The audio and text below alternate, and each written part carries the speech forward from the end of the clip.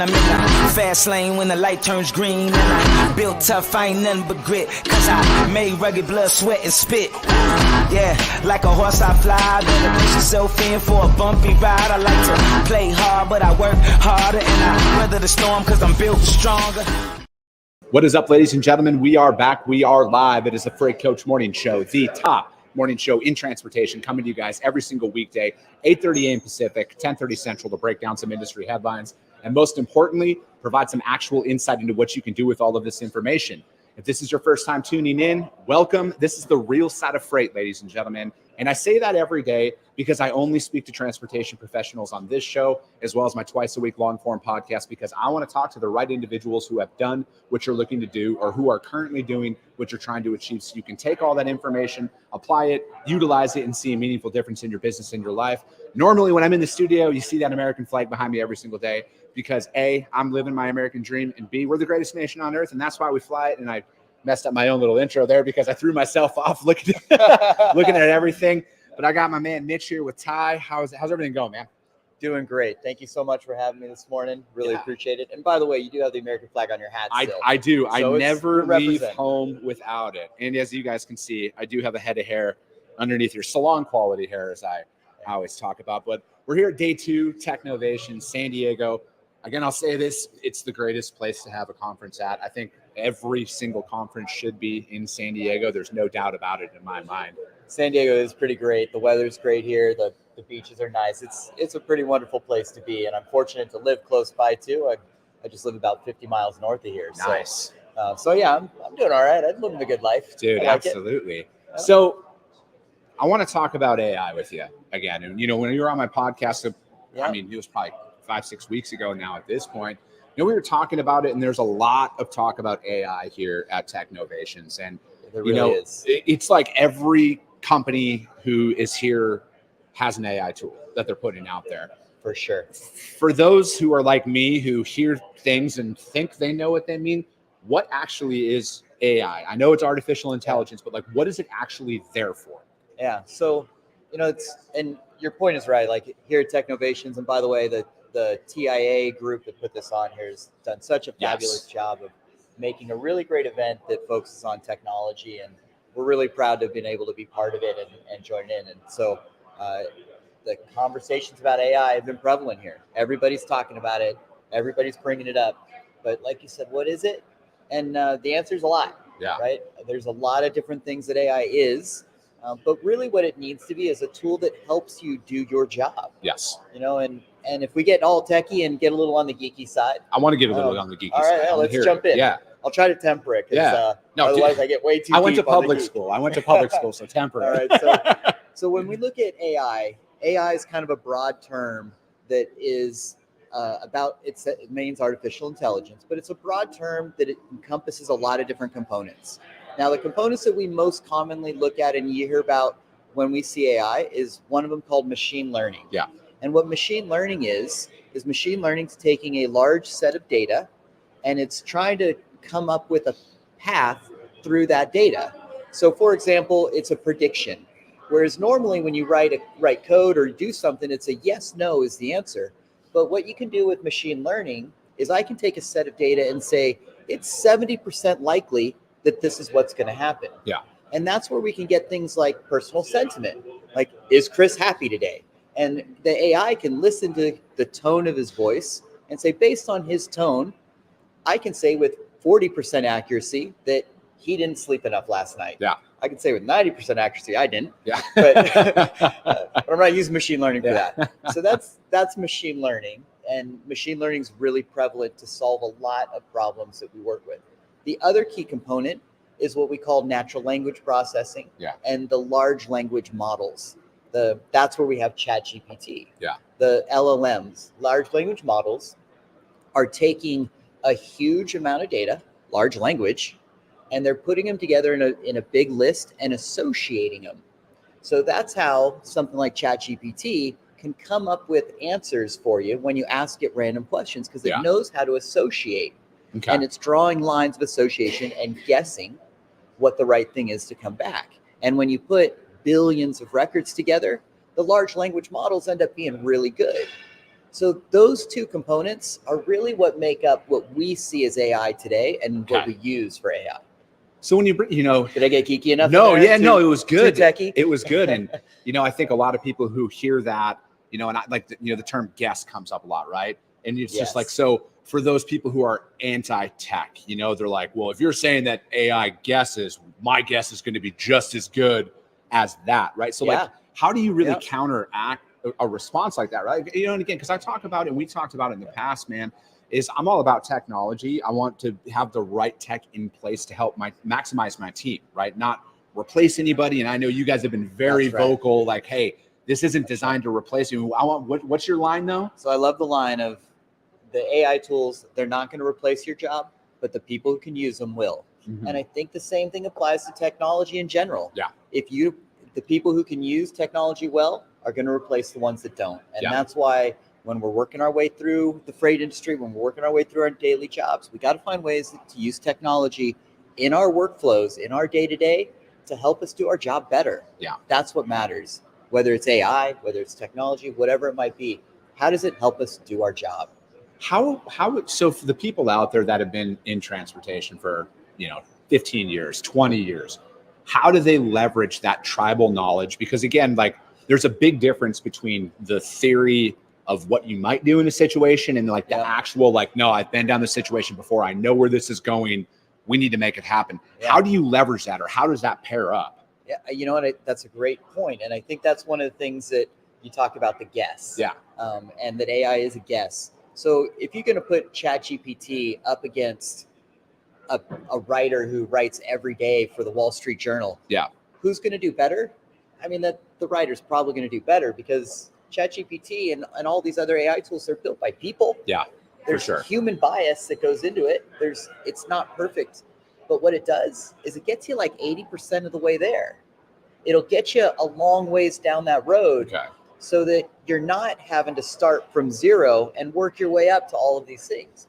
So now let's take that and apply it to freight. If I'm a guy who's been dispatching for 20 years, nobody knows more about it than I do, right? I mean, I'm a superstar at that point. I've been doing it forever. I've dispatched literally probably 1 million trucks. Yeah. I know where they're going to move. I know how to listen to the tone of a driver when he picks up, if he's going to maybe flake or not. Yeah. I can tell if he's hedging. Like, you get these guys that have that much experience and they're magic. Yeah. And I love watching them work because what they have is special. AI is not going to replace that. But you know what it will do is the new guy, the guy who's been doing it for a year, it'll help move that tribal knowledge and help share it in a way that the newer guys can ramp up faster. And then it'll also help when the guy who has the 20 years of experience, when he's having an off day. Yeah. When he's having an off morning or something and, or something else happened and, life is happening. And then he picks up the phone and he's like, all right, well, you know what? I kind of missed this one. That's where the AI can help us a little bit and just keep us on our path. Yeah. Yeah. It's, I go back and forth on a lot of stuff because I'm all about that tribal knowledge, right? Like, because I'm, as somebody out there who is prospecting shippers and booking freight and dispatching drivers and everything, we've dealt with situations here recently where it's like, my experience I knew where it was going to go, right? Like we had a driver who wasn't getting offloaded in time to go and pick up our customer shipment that was going to a trade show. So it's a no-fail situation, has to be there. There's a bunch of criteria to fix. And just based on the driver's response. And, again, I want to be very clear. The driver was very honest, like, hey, listen, I'm not getting unloaded. I want you to know that. But I wasn't going to let it get to the 9th hour before we made a decision. So it's like, no, I'm sorry. We got to pull you off the shipment. We got to go out there. We got to get the job done. We got to execute, right, at the end of the day. And so it's like when I hear you talking about a lot of this stuff, like that's what, because like for me, from like a training perspective, I think training and developing my team, like this is going to sound arrogant because it is arrogant. I know I do it better than everybody else in the industry. Yeah. That's why and you're not going to convince me any differently. Yep. But I want to put all of that knowledge in a place to where it's like like you said, that 1 year person or the person who's coming in after 6 months, they can make the decision and feel comfortable based off of my 15 years in the industry. They feel confident in that. Exactly. And the point you're making right there is so important because so many of the companies that we work with are in a position where, it's a guy who's awesome at what he does. Yeah. Maybe he's split off from some other brokerage or something else, and then he's building his own company, and all that tribal knowledge is there. And you have these superstars that are running a business. But as the business grows, you have to share that tribal knowledge, and you have to pass it around. And we struggle with it as a technology company too, is that, in the same boat. I'm the guy who wrote the software. I love writing it, but I got to share that information with my team. Yeah. And I know what I want my team to hear. I know what I want them to learn, but how do I get it to them? And that's where we got to use tools to help facilitate that. And I mean, that's one of the things that Ty is really focused on, is we want to make sure your whole team has the same information, so that the new guy on your team, so that everybody else knows what Chris is doing, and they can see it and work with it in a way that's compelling without necessarily having to sit right next to you every minute of every day and spend 10 years learning what you learned. Yeah. Right. You've got to shortcut that a little bit. I look at it because I think that, from the blue collar perspective, a lot of people, because I hear this all the time with other people in transportation, is they're just like, oh, that's never going to, like, my 20 years experience is always going to be better than any piece of technology. And absolutely. I mean, to a point, right? Like the mom and pop trucking company that runs Phoenix to Albuquerque 24/7, 365, they're always going to have a better price than any algorithm can spit out, right? Because that's all they do. But for me, it's like, how do you control what AI could develop into, right? Because what you're talking about of like, hey, it's not going to replace people, but it will replace the people who refuse to kind of go along with it. Right. And, the blue collar jobs that are out there, the painters, the plumbers, all of that, they're, some of them might be hearing this, or even drivers too out there in the industry. They're like, oh, there's no way that AI could replace me. Yeah. But how do you control it so it doesn't, right? Because like, that's my whole thing with AI. And we've talked about this in the past, is it's like, I don't want it to overreach, right? Like, I don't want it to go and where it's like, the AI can, is all of a sudden painting better than a human can, and everything else, because I want to keep people employed. I want to see that. But I also want to leverage to make people's lives more efficient, to help that small business who, like me, there's only a couple of us in my organization, in my brokerage. It's just me and my business partner. We're doing sales, we're doing operations, we're doing, we have accounting, we're trying to get financing, we're doing a bunch of stuff. How does that, how do we leverage that to where it's like, because at the end of the day, I say this, what CH Robinson, who's by revenue the largest freight broker in North America, offers, and what I offer, it's the exact same service. How do I leverage technology though to where it evens the playing field? Yeah. So there's a lot there. Yeah, right? I know. So let's see if we can tackle a little bit of that at a time. And like, one of them is, how do you keep AI from overreaching? Yeah. And responsibility. Like, we have to be responsible about the way we use technology, but we also have to remember that AI was created by people. Yeah. AI doesn't create itself. It's not the robots taking over. AI is human created.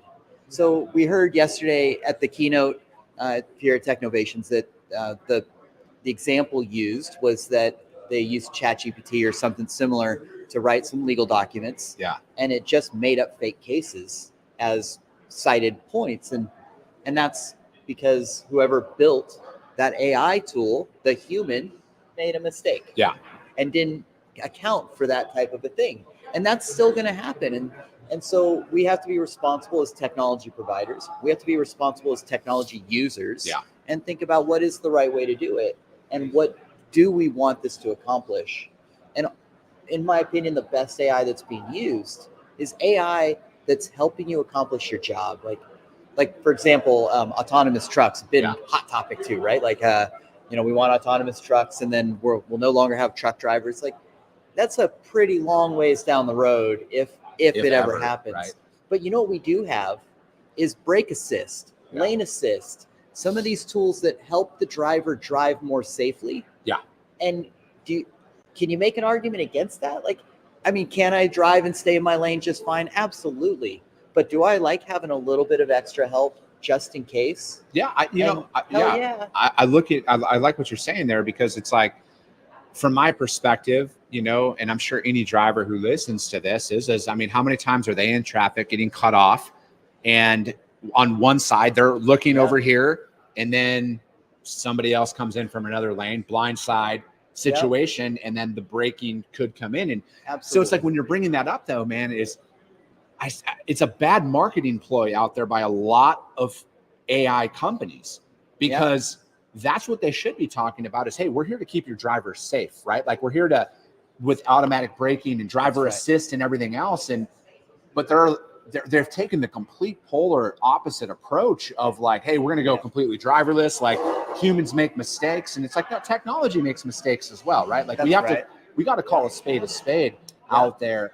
And it's like, I feel like some of these companies have missed it from a marketing perspective by an absolute mile. Yeah. Well, sometimes it's what sells, right? Yeah. Like when you're talking about some of the big names and we're talking about autonomous driving and stuff, that's like a golden egg that everybody's looking for. Yeah. So it's the thing that sells, but practically, it's different. And I think, we prefer, and maybe it's the blue collar side, right? That I prefer to see, like, how's it going to help me? What's in it for me today? And down the line, maybe that'll all be there. But for right now, let's get the wins where we can get the wins. Yeah. It's just like when you fly on an airplane. I mean, autopilot kind of kicks in early, but the pilots are there. It is that sense of ease that, in the event, they're there to take over and take control. And it's the same thing with the professional drivers out there, right? Like they got to be in there. There's that, again, my dad drove for 40 years, right? Like there's nothing that an autonomous thing could do from a skill set that he couldn't do, right? And it's like, but it's like, how much safer could it have been though if there were tools out there to help out, because, like he drove in the winter, right? We all know what happens in the middle of winter. Yeah. He ditched his truck a couple of times. Could AI potentially identify the weather and then, I don't want to say govern the engine or anything like that, but like, hey, inclement weather is approaching. Let's, brake sooner. And instead of the human reaction or sometimes where it's like you slam on your brakes and then it, causes you to lose control. Absolutely. And that's just it. Like we can let these things help us, and driving's dangerous. Yeah. You're pulling a lot of weight behind you, Yeah. and it's and then drivers get a bad rap too, right? Like, trucks on the road are the worst, and like, but there's such a tremendous value that they're doing, and it's correct. And their job is hard. Yes. And it's other drivers that usually cause these accidents and so forth. But we're seeing these things technology helping in a lot of ways for the drivers, like even the in-cab solutions with the cameras. Like I thought it was interesting at first when I thought about cameras in cab, the first thought I had was like, wow, drivers aren't going to really like being watched the whole time. But it's the opposite. The insurance companies like it because the driver can defend themselves and say like, hey, no, look, this is what really happened. Instead of it being like, well, you're driving this big rig, you're a professional driver, and then this poor little car came in front and got crushed. And that's really super sad. But when you see what really happened, a lot of times it's the opposite. Yeah. So having that technology allows the driver to be like, man, I really did everything I could do. Yeah. Having the monitoring of the brake pedals and the lane assist, like I really did everything I could do. Yeah. And this is an example of technology helping you be better. It's helping the driver do his job better. It's helping the driver run a better career path. Yeah. And that's a great way to use technology. There's a case that comes to mind recently. Warner was, I forget the amount. I want to say it was close to $100 million lawsuit that they were in. And I mean, the driver was literally on the opposite side of the freeway. A car who was traveling in the opposite direction lost control, crossed the median, and hit the Warner truck. And then I believe, I don't want to go into the details about what happened. Yeah. I believe there was a fatality, but again, I don't want to speak on any facts of the case. I broke an article down on it, but again, it's like I think about situations like what you're describing there, and I'm not sold on the inward-facing cameras as much because I don't trust the Big Brother's aspect of certain things. That's fair. But that's fair. I also I see the immense value in outward-facing, right? Proving that, hey, this car cut me off in that instance, but I also see the value in the inward-facing camera system because, again, it shows that you were paying attention. You weren't distracted. It removes liability from you at that point because how many people out there, nuclear verdicts are nonstop right now. It's just one thing after another. How many people lose their careers, lose their livelihoods because they can't defend themselves? And that's exactly it, right? And that's a very tragic event. And, if we can prevent it, Yeah. We should prevent it as much as we can. But bad things are going to happen. And when they do, like, let's think about that driver, right? The driver's in a terrible position. Yeah. Just the emotional weight that he's going to carry moving forward is enough. Like, do we also need to go nuclear on him and put all the blame on that driver too? Like, he's already in a pretty tough place. And so there's a lot to consider, and that's where the technology can help us. No, I'm right there with you. And I think that, how you can properly leverage it, right? Because I think that, especially now in a down market, and I was talking with Matt Silver yesterday with Green Screens, and, we were talking about that, when there is a down market, companies look to, it's always layoffs. You see it all over the place. There's a bunch of stuff, headlines that are out there right now about layoffs and company closures and everything else. Like, and Convoy's gone, right? Like, and it's crazy, and it's like, when you see stuff like that happen and nobody's immune to it, but it's like, as a business owner myself, I look at it like, how do I utilize this stuff so I'm hiring right? I'm not bringing in 100 people and then knowing that 70 of them might not make it if the market dips. You know what I mean? Like, how do I get it to where I hire the right 30, give them the right tools? And again, I'm not saying to exploit them and everything else, but like, maximize their capabilities, right? Absolutely. I've never met a sales rep who wouldn't want to book more freight and sell more and make more money on commission, right? Yeah.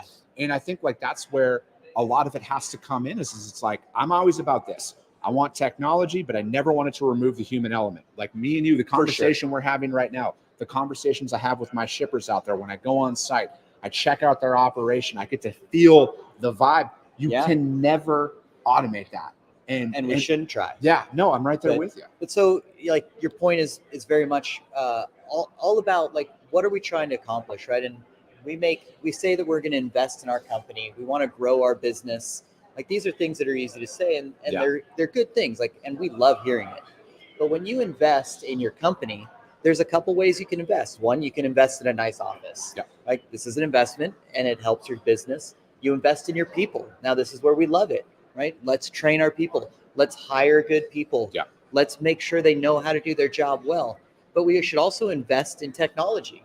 It's an investment, just like investing in our people, just like investing in our business. And it's not always a financial investment. It's an effort investment as well. Yeah. But if you invest in that technology, you can leverage both good technology, good people, good business. Yeah. And more effective, run more. And I look at it from that perspective as well. Is it's like, I view it with technology as I can actually hire more people. That's the way I see it. If I have the right tech that's out there, I'm not needing people bogged down all day long doing menial tasks. And then it's like, they become efficient, and then we expand. And then I can take that additional capital from growing right? Because I'm a capitalist at heart. I'm never going to shy behind it, but I believe in responsible capitalism. So it's like, how do I leverage that to build more jobs, right? Like, I'm very much dedicated to building American jobs across the United States. I want to build up stuff out there because I want to change the community. I want to change the the landscape of the United States. I want to make a difference in this world, and I want to do it the right way.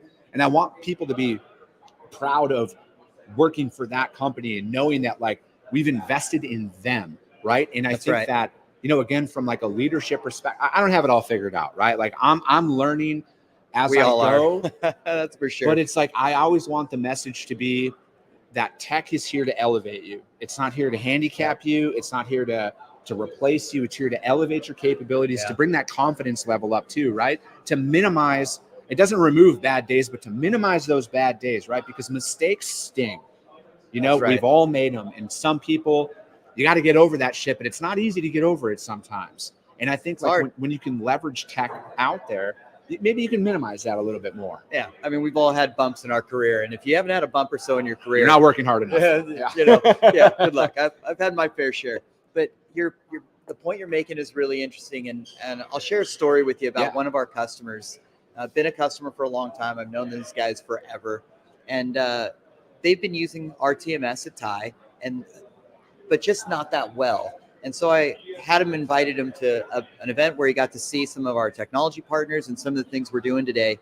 And then now, a year and a half, 2 years later, he called me up the other day. We're talking, and he says, when you first invited me to look at this stuff, and I said I was going to engage in reworking the way we use your TMS to use it in the best practices. At that time, my brokers were running about 7 loads a day was their average, and their margins were a little lower as well. And then he said, 2 years later, I've invested in reworking the way we use Tie. Yeah. I've added green screens. I've added Parade. I've added my care packets and have implemented these tools into my workflow in a way that makes sense. Today, the same people are running an average of 15 a day. I love it. They doubled what they Yeah. were doing. They doubled what they're doing. Yeah. And then what this is doing, though, is it's allowing him to reinvest in other parts of his technology. It's allowing him to develop the careers of the team that he has. And that's what he's doing. And it's super cool to watch the company growing and the company succeeding and the people that that are working there succeeding because of some of the things that they implemented. Their investment in technology improved their success rate. Their investment in technology helps add more jobs. Yeah. No, I'm right there with you, man. And I, when you were saying that, I was thinking about it like, to the drivers who out here are listening to this, it's like when you're working with brokers who are tech forward thinking, like you get your rate confirmations faster, you get your information faster, than you can get on and do your job, because it's like, I'm sure there's a lot of people out there who are like, oh, it takes forever to get a rate con or, get the load information or even get set up with somebody on top of that. So it's like, that's where the advancements are coming. And I feel like it's going to benefit the driver community as well. As long as they're working with brokers who are forward thinking from that perspective, it's going to benefit their business. Yeah. And, it's tough sometimes because when we get stuck in the day to day, we're like, oh, there's animosity between different groups. But, at Ty, we're very strongly believe that broker's not a bad word, right? We think brokers add so much value to the business. And when we think about the drivers, sometimes you have your bad apples and the guys that are tough, but overall, drivers want to deliver freight. They want to move a truck and deliver it. Brokers want to help shippers find the best way to move freight. They want to help. That's what they're there for. Yeah. And the shippers want to get their stuff moved. And, things happen along the way. And again, you get your bad apples. But in general, the industry is filled with some really amazing, talented people. Yes. And when we let them do their job well, amazing things happen. Yeah, I'm right there with you. And I'm 95% of the industry are hardworking individuals who just want to work, provide for their families, go home at the end of the day, minimize the amount of bullshit that they got to deal with, just like everybody. Right? Yeah. And I think that again, it's just like, because I think from my perspective, brokers need to focus on the driver experience with them more than, I'm not saying don't focus on the shipper experience, but I think a lot of brokers are more like I can't say very in tune, but I think that they need to look at it from, how do I make carriers want to work with me more, right? Yeah. I think more brokers need to be a broker of choice to carriers, right? And that's what I'm working for. Again, I can only speak for myself, my organization. I'm very focused on that. I want that easeability of working with us to help stand out there, to have their best interests in mind as well. Because again, I don't just say the word relationship when it's convenient. I truly believe in that and embody that because I want all parties to win. The pie's big enough to where the driver can make enough money, shipper makes money, we make money. That's the way it should be. Absolutely. And we work with a lot of brokers, and in general, that's what we see is that the brokers do consider shippers their customers and they consider carriers their partners. Yeah. They're not one-sided about it. They're looking at both sides and saying like, look, I have to build a good relationship with the carrier because they're the people that I'm supporting, and they understand it that way, and they operate that way. Same with the shippers. The shipper's my customer. I treat the shipper right. My job is to support and facilitate and be responsible. And we see that throughout most of our brokers, and it's really a good thing to see, and it's a good way to behave. Yeah, I love it. Well, we're at time already, man. That was a quick 30. I thought we were going to get another hour. We should. We could. We could keep going. This has been really great. I'm thinking next TIA event, I got to talk to Ann, but I want like a smoke machine. I want like a flame machine to come out for every time that I do live. I love it. I'll make it happen. I'll work it on the back end. Yeah, I love it. Well, I already love the shirt. So the shirt looks great. Exactly. I appreciate that you're wearing Tie colors. Orange today, shirt gang. Orange shirt gang. That's what it's all about. Yeah. But how does anybody reach out to you guys to find out more if they want to get in touch? Yeah. So you can reach us at Tie-Software. That's TAI-software.com. Find us on LinkedIn. Find us on all the social media networks. we're all around, and we love to work with freight brokers, and reach out to us so we can help you out. Perfect. That's going to be it for today, you guys. As always, if you guys got value in what you heard here today, subscribe to the show, you guys. Share it out there to your network. I'll be in Houston Monday, Tuesday, Wednesday next week. So the Freight Coach Roadshow continues. We'll be out there at the NMFTA Cybersecurity Conference going live every single day. As always, you guys, that's going to be it. We'll see you next week. I appreciate you guys. I love you guys, and we'll be talking to you soon. And now I'm going to walk over and end the stream because this is just what you do as a startup, you guys. You